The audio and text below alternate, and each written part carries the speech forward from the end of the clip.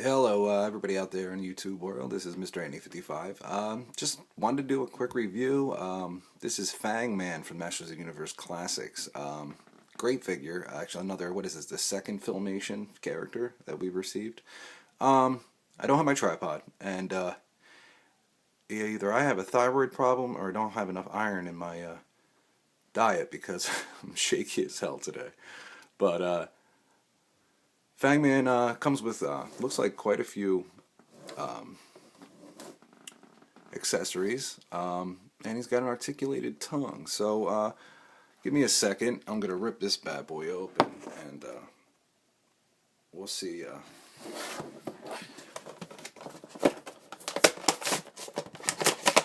how good this figure really is.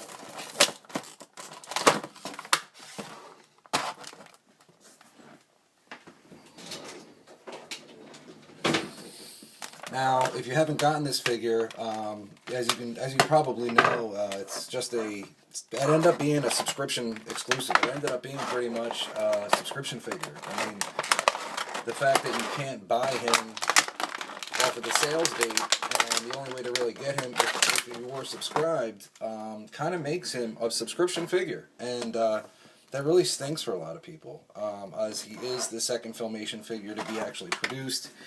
And, you know,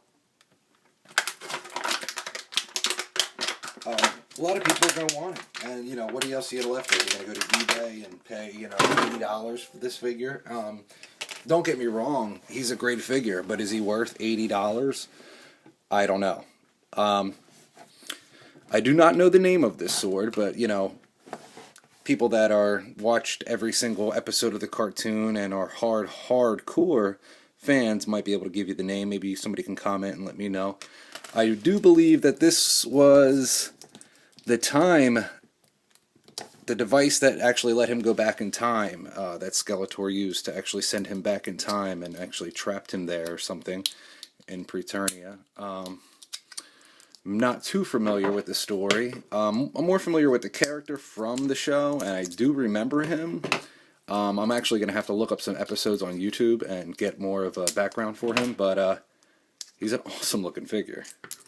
I mean, if you watch Pixel Dan's review, which I'm sure you have because, you know, he gets everything early, the shirt and the neck are the only things that actually make him look like he has that hunched back with the spikes coming through. There is, if you take the shirt off, it's actually just a regular male buck, so there's nothing special to the buck at all. It looks like the regular arms, just maybe the He-Man or the Skeletor blue, or maybe even the Sky Clone blue. The belt almost looks like it's leather. It almost looks like it's not plastic. I mean, if you look at it, see how it has like those little imperfections and the little creases in it? And by the way, that head sculpt on the belt buckle is really cool. And I guess it's that vac metal stuff. He does have a articulated tongue. Let me back up a little bit. And if you push down his jaw just a little bit, which is not really articulated, but it's rubber, so it will move. You can slide the tongue from side to side.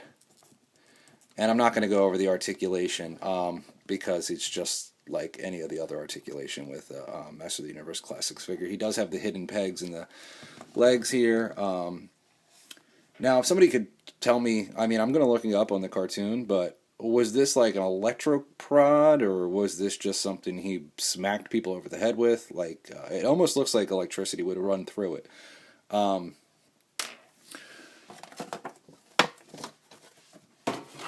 And the sword is actually really cool. I don't know if we can get the detail in on there, but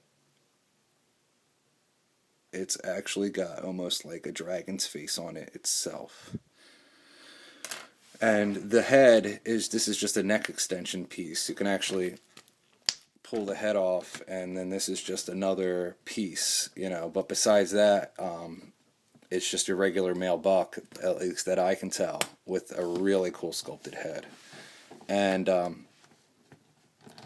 you know, he's not a vintage figure.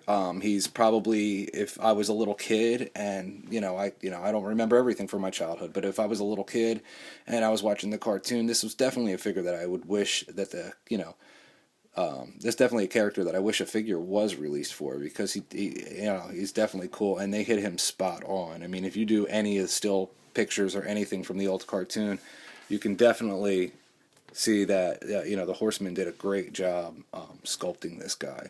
And like I said, the problem is he was pretty much a subscription figure, so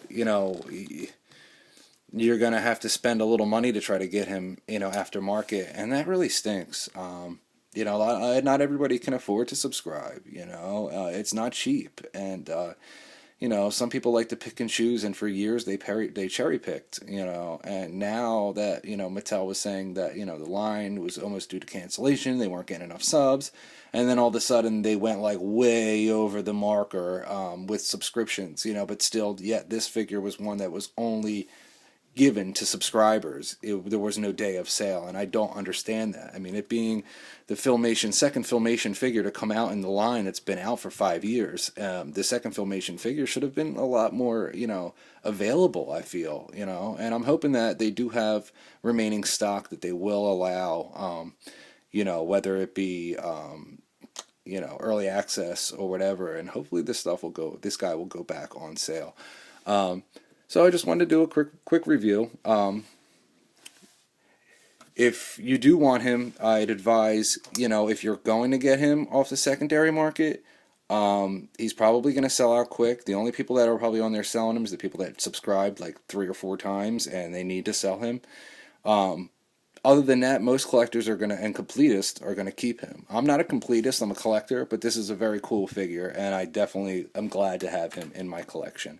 Till next time, great hearing from you guys. If you can comment, subscribe. I'm not going to ask you to. I barely have any videos, but if you feel comfortable subscribing, great. I enjoy any comments, and I do reply to most of them. So thanks again, guys. Hope to see you again real soon.